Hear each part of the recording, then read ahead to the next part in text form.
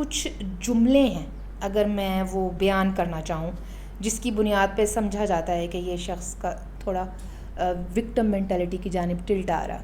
صحیح.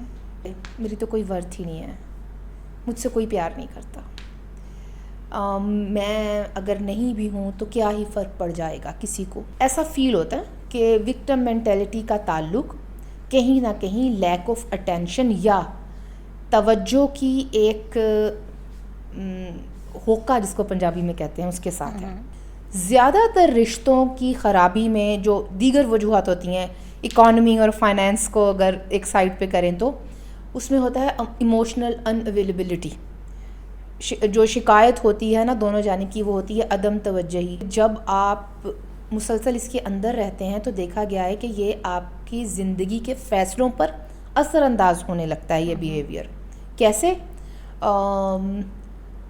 Abusive relation شپ میں جو فرد ریسیونگ اینڈ پر ہے وہ خود کو ہی مورد الزام ٹھہرانے لگتا ہے. وہ خاتون ہے یا مرد ہے, وہ کہنے لگتے ہیں مجھ میں ہی کمی ہوگی, میری غلطی ہو گئی, او ہو تھکے ہوئے آئے تھے میں نے آگے سے یہ کہہ دیا. اور یہ ایک سائیکل ہوتا ہے اور پھر آپ اپنا وہ فیصلہ نہیں کر پاتے جس سے آپ نے اس تکلیف سے نجات حاصل کرنی.